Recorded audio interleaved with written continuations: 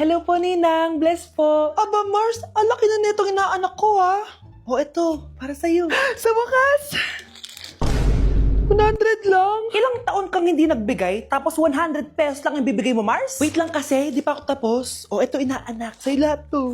Ang dami naman nito, Ninang. Madami talaga, dahil inabangan ko ang Choice Friday sa Shopee. Dahil ang daming deals and offers. Payong na may UV protection, 80 pesos lang. Gantong kadaming rubber band hair ties, 39 pesos lang. Electric mini fan na sobrang lakas ng hangin. Ang lakas, nakaka-fresh talaga. 381 pesos lang to. Aesthetic na tsinelas na pwedeng panggala, 143 pesos na lang. O eto, pang cool kid na shades.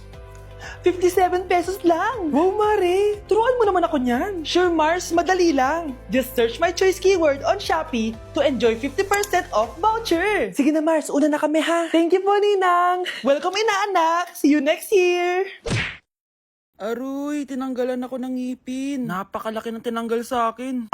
Hello guys! Kung napapansin nyo, naka-brace na naman ako. Ilang araw din ako di makakain na maayos dahil sobrang sakit niya guys. So bakit nga ba ako nagpa-brace ulit? Fun fact lang guys, 6 years na ako naka-brace before. Pero di pa rin na-address yung issue sa ngipin ko. Kung makikita nyo sa picture guys, medyo palabas or flared yung ngipin ko. Kaya naman nag-decide na ako na magpa-brace ulit. Sabi din ng dentist ko, kailangan daw tanggalin yung 4 na premolars ko para daw pumasok yung mga ngipin ko. Kaya ngayong araw, tatanggalin yung mga premolars ko. Bago pala ako pumunta ng dentist, kumain na muna ako kasi alam ko di ako makakain mamaya. Buti na lang talaga masarap ang ulam at nakakain talaga ako na madami. Medyo kinakabahan nga ako kasi ngayon na lang ulit ako mabubunutan ng ngipin. Yung last bunot ko ata nung bata pa ako. Dahil tulog pa si Honey Bunch, di ko na siya gigisingin. Ako na lang mag-isa pupunta sa dentist. Good luck na lang talaga sa akin mamaya. So ayan, kinakausap na ako ni Doc. Sabi niya wala daw ako mararamdaman na sakit kasi may anesthesia naman daw na ilalagay. Ito pala yung x-ray ng mga ngipin ko. So yung may black dot dyan, yun yung mga tatanggalin. Kung makikita nyo din, impacted din yung wisdom tooth ko. So ipapatanggal ko din yan soon. Ito na guys, last look na buo ang ngipin ko. Kasi mamaya bungal na ako. Ayan guys, nilalagay na ni Doc yung naming cream para kapag in-inject na ako ng anesthesia, wala na ako maramdaman. Dito sa part na to, di ko na ma-feel yung bunganga ko. At thank you Lord talaga, hindi siya masakit. Parang hinihila lang yung ngipin mo ganun. Charan! Tapos na, medyo nahirapan si Doc ha. Paano di mahihirapan? Sobrang laki ng kinukuha. Rate ko yung pain niya, siguro 3 out of 10 lang. Pero alam ko mamaya pa to sasakit pag wala na yung anesthesia. Sabi ko din kay Doc kung pwede ko bang itago yung ngipin ko, ilalagay ko lang sa ilalim ng unan. Eto na guys, ang itsura ng ngipin ko ngayon, bungal ira na. Dalawa lang pala muna binunot ni Doc kasi next week daw yung dalawa pa. So yun lang naman guys, bye!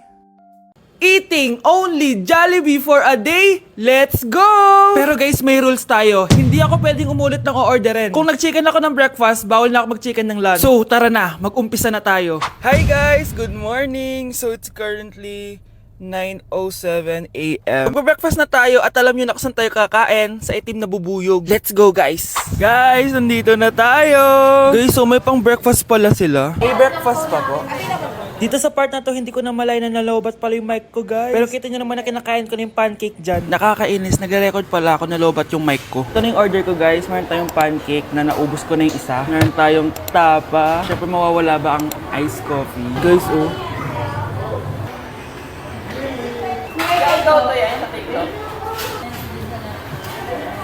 Sarap na guys. This is my new favorite. Okay, next naman itong tapa. Tikman na natin.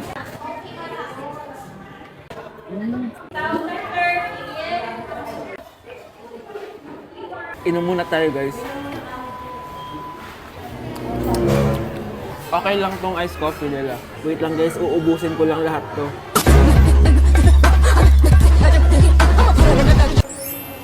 I love my breakfast. Super satisfied at worth it naman yung mga binili ko kasi nabusog ako guys. Pero, hindi ko na pwedeng orderin yung mamaya. Kahit gusto ko kasi wala na yung mamaya, pang breakfast lang yun eh. Guys, na-excite na ako kung anong kakainin natin mamayang lunch. So, see you later. It's lunchtime guys. So, naligo na ako para naman fresh tayo, no? Parang di naman fresh. Medyo na-late lang yung lunch natin kasi magti-3 na. Kasama pala natin mag-order si Honey Bunny. Jane, okay ka pa ba? Eto na guys! Na para bang magbumukbang ako. Guys, nakikita nyo ba to? Sana nagugutom na kayo habang pinapanood nyo to. Sarap! Ano ba? It's giving talaga mga mima ko. Ito na talaga ang ginagamit ko sa laps ko.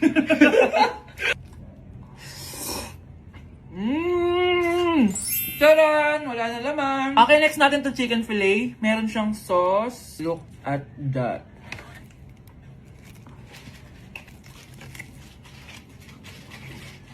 Honey Bunch!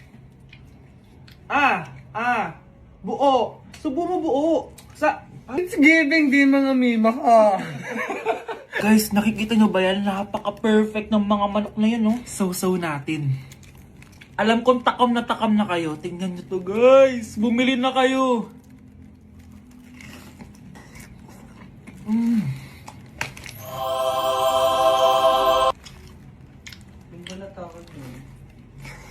Sabi nila kapag mahal mo isang tao, bigay mo sa kanila yung balat. Balat ng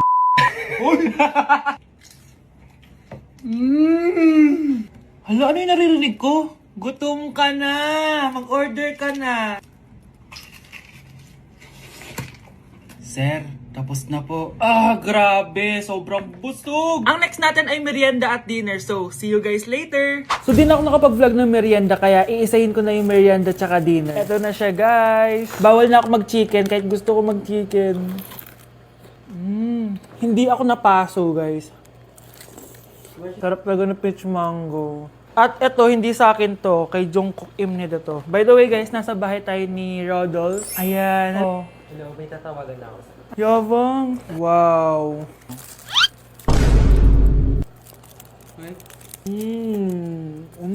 Last bite. Ito yung nuggets. Alam ko sriracha to. Sausaw na natin. Ano lang binili mo? May sauce siya. Guys, at tanggalin ko na tong ban. Naumay na ako sa ban eh. Ito na lang kakainin ko.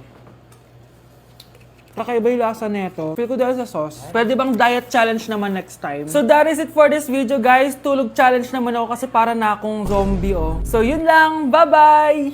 Nasa Japan pa rin ako at titikim tayo ng Japanese convenience store food part 2. Hulaan nyo guys kung nasan ako. Walang-wala na ito sa Pilipinas, promise. Hindi talaga pwedeng wala akong mabili tuwing pupunta ako dito sa Family Mart. Tignan nyo naman, parang lahat gusto mong itry, di ba? Guys, may nakita ko. Parang may ganito ako. Okay pa ba to? Parang panis na. Add to cart. Guys, mukhang masarap to, oh. Add to cart natin to. Guys, nakita ko kanina daming Japanese na kumakain nito. So, add to cart natin to. Guys, parang masarap din to, oh. Pamichiki. Add to cart.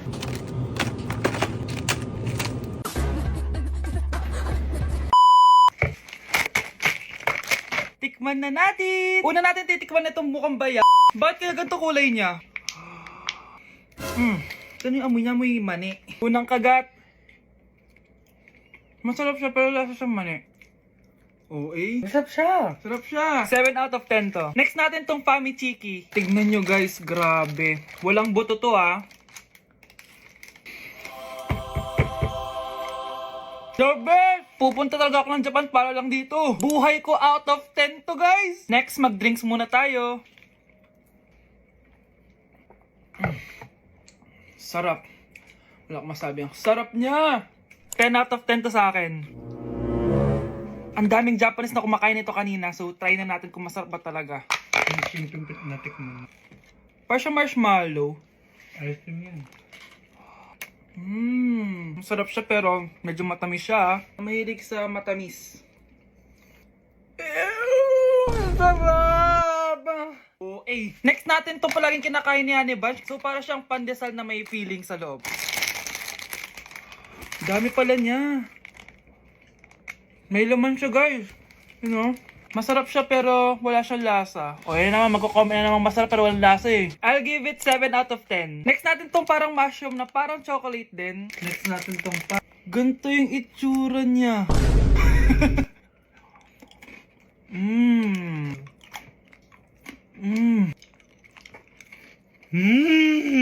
Okay talaga. Masarap to guys, 9 out of 10. Okay guys, last natin tong soy sauce flavored moisturized crackers. So lasa siyang toyo. Tikman na natin. May singit. So ganito yung itsura niya. nga, may singit. Wag nyo try guys. 1 out of 10 lang to. So yun lang naman guys, no? Kung gusto nyo ng part 3, mag-comment lang kayo dyan. And malapit na kami umuwi sa Pilipinas. Bye-bye. Paano yung step na yun? 1. Ha? Oh, Scarlett! Anong ginagawa mo? Nay, nagpa-practice po ako. Pangarap ko po kasi sumikat parang mga K-pop. Seryoso ka ba, Scarlett? Sa ganyang itsura mo? Manalamin nga. Grabe ka naman, Nay. K-pop, K-pop. Okay, class. Ano ang pangarap niyo sa buhay? Ma'am, gusto ko po maging doktor. Wow, maganda yan. Pagbutihan mo, Samantha. Ikaw, Scarlett. Pangarap ko pong sumikat parang mga K-pop. Seryoso ba si Scarlett? Sa itsura mong yan, hindi ka tatanggapin dun, Scarlett. Gumising ka. Tandaan niya to. Kakainin niya yung mga sinabi niya sa akin. Matutupad ko lahat ng pangarap ko sa tulong ng vitamin C serum ng Garnier. Gawin mo akong fresh at glowing! Hashtag hiyang check! Sa wakas, matutupad din pangarap kong glow up. Humanda kayo. Mare! Yung anak mo! Nagpa-perform sa TV! Talaga ba, Mare? Ako ay torpe pa noon, pero nagbago na ngayon. Now I have the courage. Sikat na yung anak ko! I have you. Ikaw at ako under the sun.